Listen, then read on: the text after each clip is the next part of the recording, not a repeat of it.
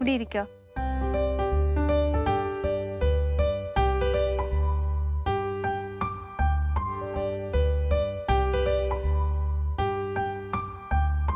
അതെ, ഇനി നിങ്ങളുടെ വിശേഷമൊക്കെ കേക്കട്ടെ.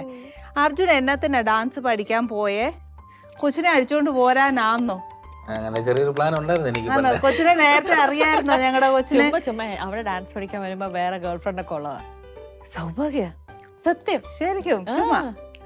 കാരണം അന്ന് ഞാൻ 5th സ്റ്റാൻഡേർഡിലല്ലേ, അതപ്പോ 10th +1 പഠിക്കുവാണ്. അപ്പൊ അവർക്ക് വേറെ ഗേൾ ഫ്രണ്ട് ഒക്കെ, എന്നെ ആരും മൈൻഡ് ചെയ്യാ. ഓക്കെ, അപ്പൊ പിന്നെ എപ്പോഴും മൈൻഡ് ചെയ്ത് തുടങ്ങിയേ? അതൊക്കെ ഒരുപാട് നാളുകൾക്ക് ശേഷം. ഡാഡി ഒരു ദിവസം ഞാൻ നോക്കിയപ്പോൾ സൗഭാഗ്യം വളർന്നു വലിയ കുട്ടിയെ. എന്റെ കോളേജൊക്കെ കഴിഞ്ഞ് വന്നപ്പോഴാണ് ചേട്ടൻ എന്നെ ഇങ്ങനെ നോക്കാനെങ്കിലും ഒന്ന് തോന്നിയത്. ശരി, അപ്പഴാ മനസ്സിലായത് ഇങ്ങനെ ഒരു കൊച്ചുകൂടി. അന്ന് ടീച്ചറിന്റെ മോളെ നോക്കി റിസ്ക് എടുക്കേണ്ട കാര്യമില്ലല്ലോ. ഒരുപാട് മറ്റേ ഡാൻസേഴ്സ്, മെയിൽ ഡാൻസേഴ്സ് ഇല്ലല്ലോ. അവിടെ കുറവാ.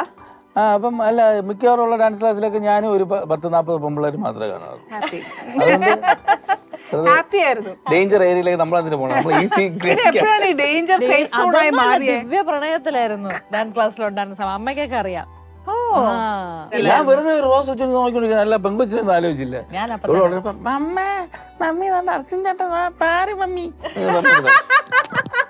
ബാര വെച്ച് ആ ടീച്ചർ ഓടി വന്നിട്ട് നിന്റെ അമ്മ എന്ന് വിളിക്കുന്നുണ്ട്.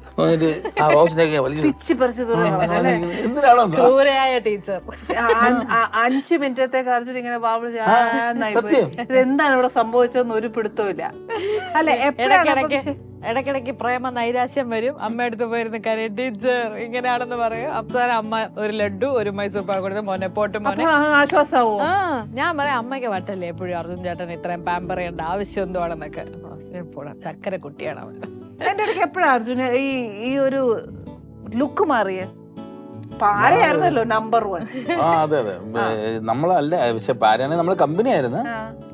ഒരു ടോം ആൻഡ് ജെറി ടൈപ്പ് ആയിരുന്നു. പക്ഷെ അന്ന് ആ ഏജ് ഡിഫറൻസേ ഒരു 10th സ്റ്റാൻഡേർഡ് 5th സ്റ്റാൻഡേർഡ്, അപ്പൊ ഒട്ടും മാച്ച് അല്ലല്ലോ. അന്ന് പിന്നെ എനിക്ക് വേറെ ബോയ്സിന്റെ അടുത്തൊക്കെ ക്രഷ് ഉണ്ട്. അർജുന്റെ ദിവ്യ പ്രണയം അത് പിന്നെ ആ ലെവലിൽ അങ്ങ് പോയി. പിന്നെ കോളേജൊക്കെ കഴിഞ്ഞ് ഞങ്ങൾ എറണാകുളത്ത് നിന്ന് തിരിച്ച് ട്രിവാൻഡ്രൊക്കെ വന്ന് നമ്മൾ പ്രേമിച്ച് തേഞ്ഞ് അപ്പോഴും പ്രേമിച്ച് തേഞ്ഞോണ്ടിരിക്കുവാ.